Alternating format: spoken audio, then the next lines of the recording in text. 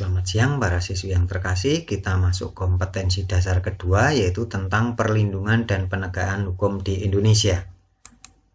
Dalam Undang-Undang Dasar 1945 di pasal 1 ayat 3 dijelaskan bahwa negara Indonesia adalah negara hukum. Dengan demikian, penyelenggaraan pemerintah negara Indonesia harus berdasarkan hukum yang berlaku, bukan berdasarkan kekuasaan semata.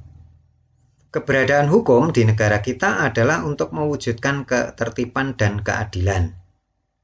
Nah, apa itu pengertian hukum? Hukum adalah kumpulan peraturan yang diterapkan dalam kehidupan bermasyarakat dan bersifat memaksa orang agar menaati tata tertib dalam masyarakat serta memberikan sanksi yang tegas terhadap siapa saja yang melanggarnya. Kita bisa bayangkan kalau suatu negara tanpa hukum, pasti setiap orang akan bertindak seenaknya sendiri. Kemudian hukum bersifat memaksa karena memang harus ditaati dan dijalankan oleh setiap warga negara tanpa terkecuali. Dikatakan mengikat karena bagi siapa saja yang melanggar akan dikenai sanksi yang tegas. Ini menunjukkan bahwa hukum tidak diskriminatif.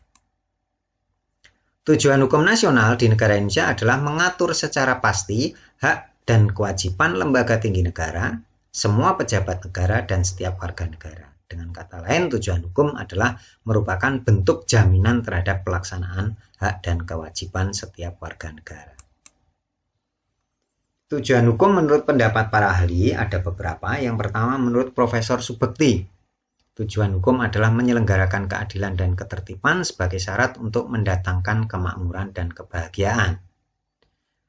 Sedangkan menurut Profesor Van Apeldoorn, tujuan hukum adalah mengatur pergaulan hidup masyarakat secara damai. Yang ketiga, menurut Van Kant, tujuan hukum adalah menjaga kepentingan tiap-tiap manusia supaya kepentingan itu tidak diganggu. Nah, untuk Noto Mijoyo mengatakan hukum memiliki 3 tujuan. Yang pertama dari aspek reguler, tujuan hukum mendatangkan tata dan damai dalam masyarakat. Dari aspek keadilan, tujuan hukum adalah mewujudkan keadilan, dan dari aspek segi memanusiakan manusia, tujuan hukum adalah menjaga agar manusia diperlakukan sebagai manusia. Menurut Jeremy Bentham, tujuan hukum adalah mewujudkan kebahagiaan yang sebesar-besarnya bagi sebanyak mungkin orang. Nah, munculnya banyak sekali teori tentang tujuan hukum tidak lepas dari adanya 3 teori ini. Yang pertama, teori etis, yaitu teori yang berdasarkan etika, itu hukum untuk mencapai keadilan. Sedangkan teori utilitas, hukum bertujuan untuk memberikan faedah atau manfaat sebanyak mungkin bagi masyarakat, yaitu dengan memberikan kebahagiaan dan kenikmatan. Yang ketiga, teori campuran, hukum bertujuan untuk menjaga ketertiban dan untuk mencapai keadilan dalam masyarakat. Nah, kita masuk ke penggolongan hukum. Hukum dibagi menjadi 6. Yang pertama, berdasarkan bentuknya. Berdasarkan bentuknya, hukum dibagi menjadi 2, yaitu hukum tertulis, yaitu peraturan yang tertulis dan berwujud dalam lembaran-lembaran. Contohnya UUD 45, undang-undang, peraturan pemerintah. Sedangkan yang kedua, hukum tidak tertulis, yaitu peraturan yang tidak tertulis secara resmi tetapi tetap dipatuhi oleh masyarakat. Contohnya adat istiadat dan kebiasaan. Yang kedua, berdasarkan wilayah berlakunya. Hukum dibagi menjadi 3. Hukum lokal, yaitu hukum yang berlaku pada daerah atau masyarakat tertentu. Contohnya peraturan daerah. Yang kedua, hukum nasional, hukum yang berlaku bagi seluruh wilayah negara. Contohnya UUD 1945. Dan yang ketiga, hukum internasional, yaitu hukum yang memuat aturan-aturan dalam hubungan antar bangsa.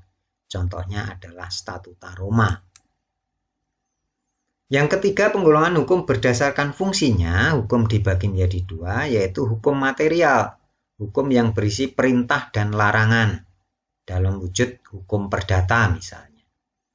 Yang kedua, hukum formal, hukum yang mengatur tata cara melaksanakan serta mempertahankan isi dari hukum material.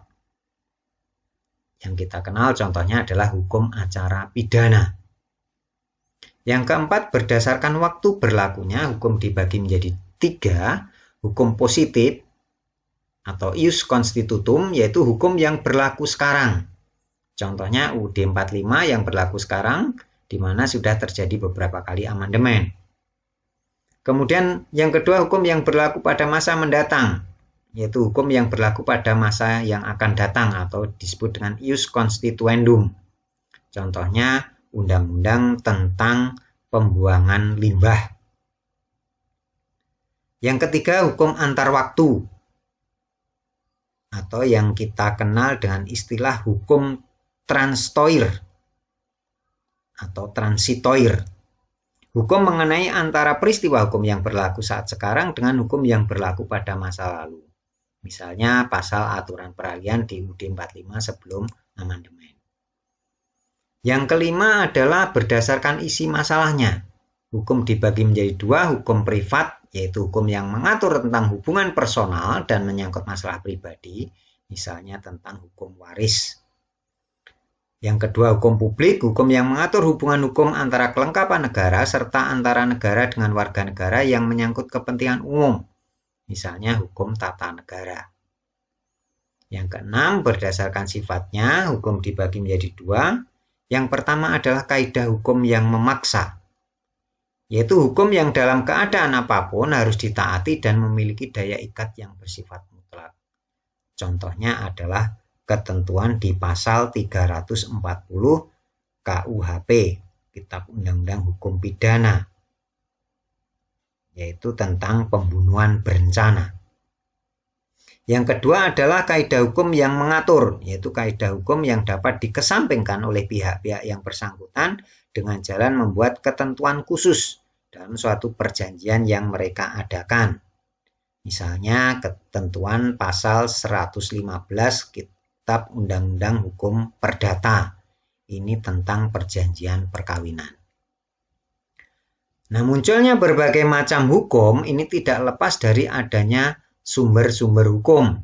Sumber hukum secara umum dibagi menjadi 5. Yang pertama adalah undang-undang. Undang-undang itu ada dua, undang-undang dalam arti material dan dalam arti formal.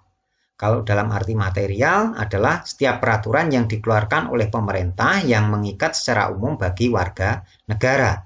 Sedangkan dalam arti formal, yaitu setiap peraturan yang karena bentuknya disebut dengan undang-undang. Kemudian yang kedua adalah kebiasaan atau hukum tidak tertulis.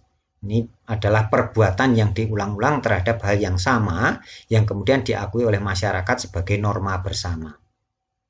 Yang ketiga adalah jurisprudensi, keputusan hakim terdahulu atas suatu perkara yang tidak atau belum diatur dalam undang-undang dan dijadikan sebagai pedoman oleh hakim lainnya.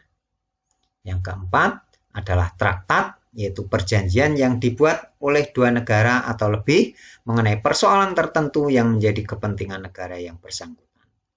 Dan yang terakhir adalah doktrin, yaitu pendapat para ahli hukum terkemuka yang kemudian dijadikan sebagai dasar ataupun asas-asas penting dalam hukum dan penerapannya. Jadi itu para siswi yang terkasih tentang hukum dan macam-macam hukum serta sumber hukum. Demikian materi kita hari ini. Kalau masih ada yang belum paham silahkan hubungi Pak Dani di nomor 0856 4383 4444. Demikian, terima kasih, selamat siang, Tuhan memberkati.